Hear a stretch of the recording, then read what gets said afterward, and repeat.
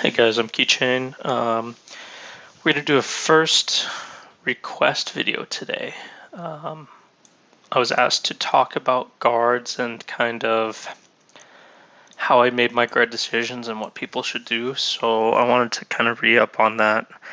Now, there's a few pieces to this. If you guys don't know who Gunmuse is, you should check him out, but he makes a lot of calculators. He runs a website called rogersraiders.com.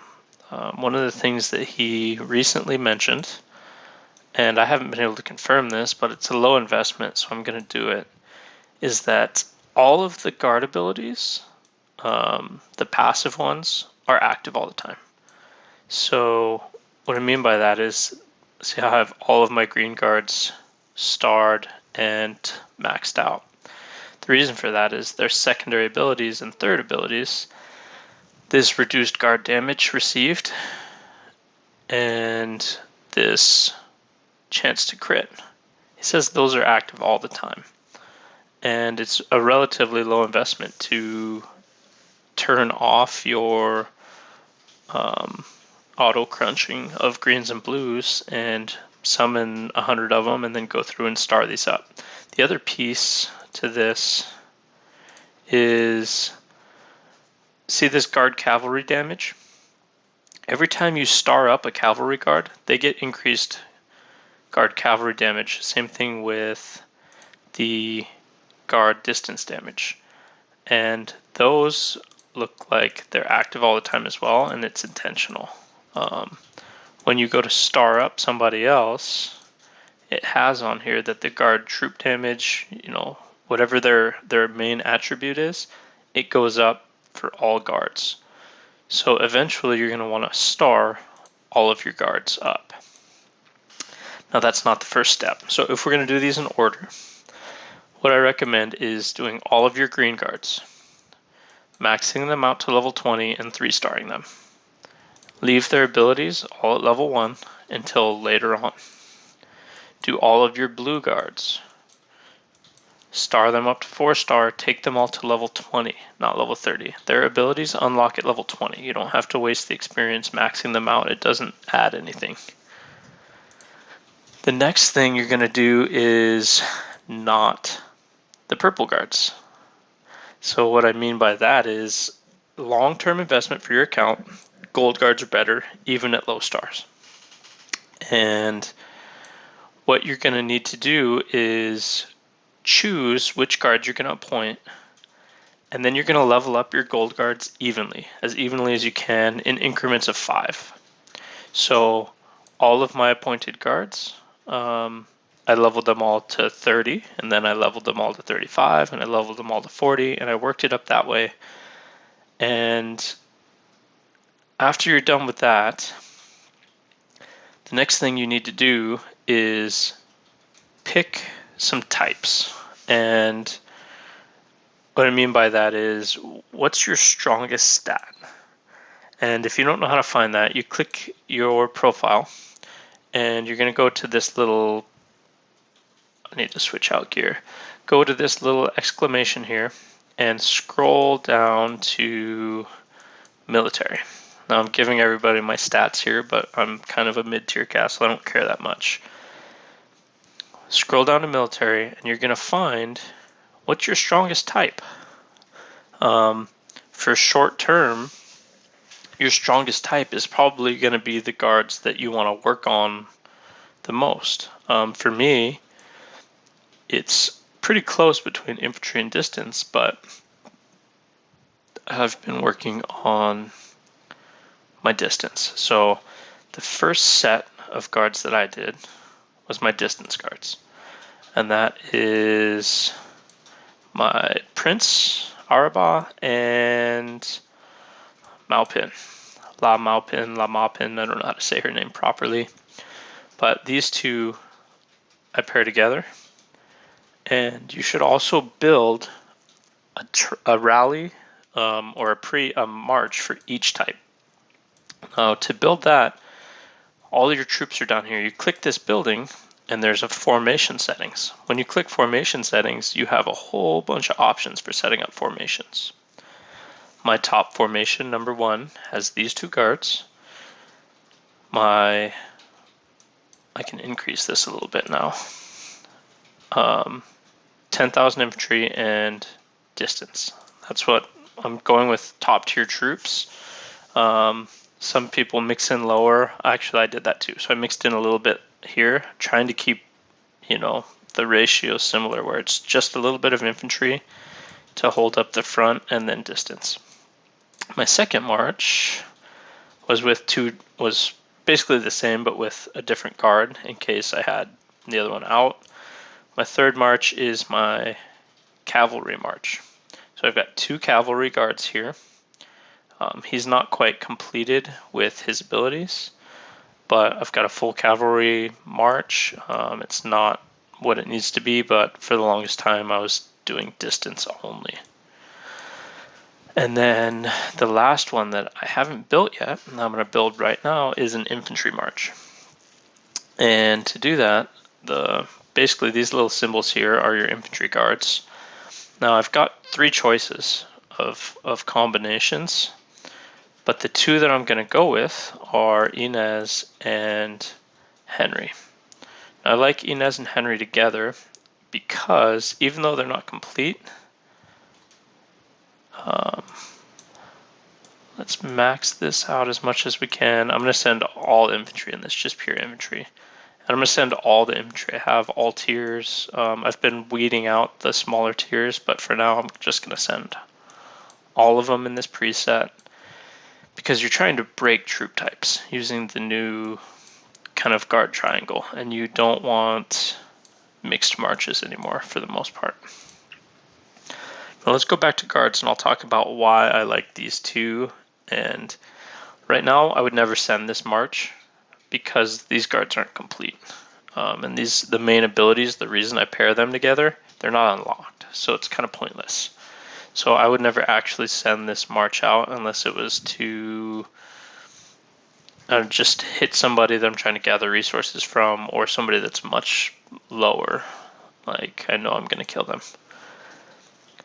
Going into guards, the reason I wanted to pair these 2 together, if you look at the abilities of Inez, what she does is she gives all of your troops an incentive effect, and that reduces the damage they take. Now Henry, his third ability here, has a chance to trigger the shield, but if you look down here, if your troops are under an incentive effect, the shield that he generates will be increased by 16%. So this shield that absorbs here becomes a 36% damage shield affected by his strength, and that's a pretty big deal. That's a lot of damage mitigated, and that can swing a battle in your favor really, really easily. And it's a 50% chance to trigger, so that's pretty good. The other thing that you need to look at for these is speed tuning. Now if I look at my guards, here I've set him with 55 strength and 35 speed. So he's coming in at 195 speed. The reason I did that is over here, I set her at 43 intelligence and 47 speed. I have her 3 speed faster. And what that means at the start of a battle is that she's going to go first, giving her a chance to trigger this ability, and then Henry will take his turn following, giving him a chance to trigger this ability that's buffed because of hers. Now there's double RNG there and things may not line up, but because his skill has a 50% chance, odds are pretty good. So if hers triggers, his has a chance of triggering at the high end as well. So those are 2 that I pair together. Even though they nerfed Lucian and Prince Arba. And people are saying now that Malpin and Santa are better together. But the problem is, for me, and the reason I can't switch, is when you do a guard refund, it does not give you back the guards you use to unlock abilities. So let's go to one that I have maxed, Malpin, for example. If I reset her, I'm going to get back the shards that I used to star her up, all the experience, and all of the experience I used for her abilities. What I will not get back is the guards I used to unlock these abilities.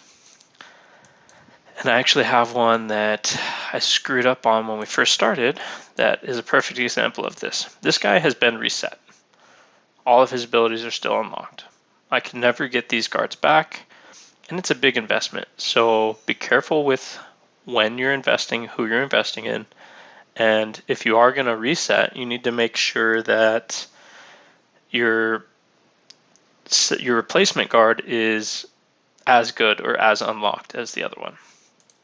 So I wouldn't come in here and if I tried to reset Lucian to do Santa, I have 4 abilities active here, but Santa only has 1. And I don't have the purple guards, so I think it's 4, 6, 8, and then gold guards. So I don't have 14 purple guards and 3 gold guards to unlock Santa to get him to the same spot. So that being said, just be careful with your guards, and if you're going to unlock a pair, make sure that you're planning your purple guards as well. And that's the other reason why we went in the order of all of your green guards, all of your blue guards, and then we skipped purple going to gold, because you're going to want to appoint your gold guards, level them up, and unlock their abilities using the purple guards. Now later on down the line, you can start to star up some of the purple guards if you have a bunch of extra shards. But for now, you're going to want to focus on gold because they're better in the long term. And the reason for that, before I forget, is because of appointing. So at the same level, even with a stat difference, so appointing a gold guard has a higher base stat value than a purple guard. Let me find where Santa is and I can show you that in kind of real time. So actually she'll be a good example. So right now she's level 30. She's getting 184% on the top, 158 here, all the way down to the 70% troop attack. This purple guard, which one is this? Oliver Cromwell. Let's level him up so they're at the same level. And you can see that even though he's higher star level, he's not going to be as strong. I hope I have enough experience for this. Yes, I do. Okay, so now they're the same level.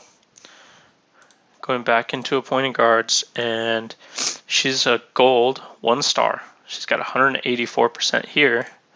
Switch over to him at 3 star, he's only got 182%. So if he was 4 star, his stats would be a little bit better. And it's a tiny amount, but the other thing that you're not taking into account here is you're going to spend a lot of guards upgrading Oliver, unlocking his abilities, and purple guards cap out at level 60, whereas gold guards cap out at level 80. So Oliver is going to hit level 60, and even if he's 5 stars, as soon as I get to level 65 and 2 stars on Milady Winter, she's better. And then I've lost all of the resources I put into Oliver. Even if I reset him, I still won't get back those 15 purple guards that I used to invest in him. Now let's put this guy back in. He's a higher level, so even though they're both 1 star, see the stat difference between the level 30 and the level 55 is pretty significant. Excuse me.